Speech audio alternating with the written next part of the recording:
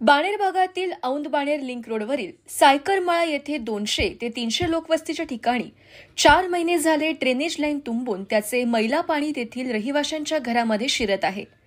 वारंवार ड्रेनेज तुंबून मैला पाणी घरात येत असल्याने त्याची दुर्गंधी घरांमध्ये पसरली आहे।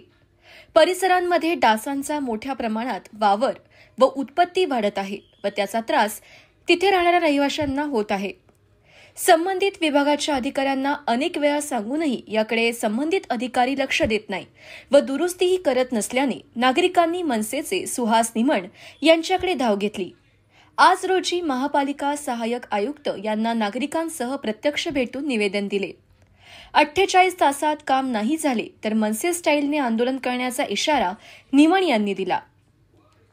उपविभाग अध्यक्ष पांडुरंग सुतार, विभाग सचिव संदीप काळे, शाखाध्यक्ष अमर अढाळगे, अनिल वटकर, किशोर इंगवले, मारुती बनकर, संतोष कळमकर, रामदास फणसे, इंदुबाई काळे, ज्योती फणसे, शुभांगी सायकर, कविता शिंदे, लहू सायकर, किसन शिंदे, नितीन भांडवलकर, पांडुरंग शिंदे, कुणाल मुंडे, सज्जन नरवाडे, अनिकेत स्वामी व महाराष्ट्र सैनिक व स्थानिक नागरिक मोठ्या संख्येने उपस्थित होते। अक्षरशः ना एक पाणी मैला पाणी जमायला आमच्या आहे कशा काम करते पाहिलेच पाणी लागून बाहेर निघता पण येत नाही। एवढा घाण वास येतो, खूप वास येतो। मैला पाण्याचं कसं काम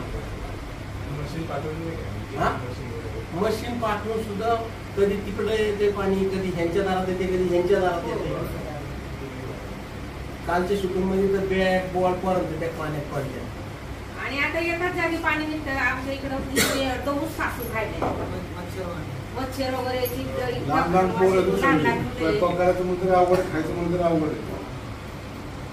पाणी सांगतो मला सर। आता हे तुम्ही पुसून घ्या, हे चांगलं पाणी आहे, स्वच्छ आहे। ते मैला पाणी कसं लोकांनी घरात जायचं।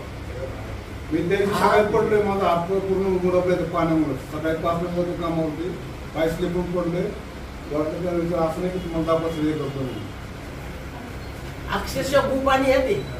आणि हे जर तुमच्या बाणेर बाणेवाडी हाय सोसायटीमध्ये जर ते पाणी गेलं असतं तर तुम्हाला शांत बसून दिलं असतं का त्यांनी? आणि गावकरी लोक आहेत ना, ह्यांच्यामुळे गाव टिकलं, त्यामुळे त्या सोसायट्या झाल्या। त्यांच्या जमिनी गेल्या तेव्हा तिथं फ्लॅट झाले ना, आणि ते फ्लॅट धारक राहायला आले। मग त्यांच्या जर सोसायटीत भू पाणी गेलं, मैला पाणी गेलं तर ते तुम्हाला शांत बसून देतील का? त्यांच्या दारात उपमुख्यमंत्र्यांना फोन जातील, आमच्या घरात भू पाणी येते, आणि या गाववाल्या स्थानिक लोकांच्या घरात येते। घरातलं जरी तुमच्या गाव अख्ख्या गावात मैला येतो यांच्या दारात। इतकी पलटी झाली। मी 8-10 दिवसापूर्वी तेव्हापासून माझा घसा बसलाय बघा। ते बाहेरचे चंबर पुला 17 मध्ये पाणी येणार, पाणी जात नाही। आणि आता पूर्ण का नवीन लाईन टाकायला पाहिजे, नवीन लाईन पाहिजे आणि रोड झाला पाहिजे। कारण पार एकदम झोपडपट्टी टाईप झाले आमचा रोड, अस्तव्यस्त झालेला आहे। लाज वाटते राहायला, रस्ता नाही, 40 आम्ही तिथं राहतोय। मशीन येऊन 2 वेळा येऊन गेले, प्रत्येक 1.5 महिना झाला तेच चालते त्यांचं। मशीन येते जाते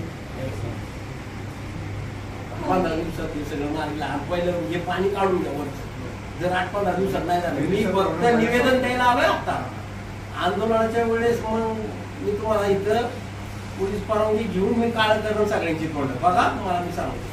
ठीक आहे, तुम्हाला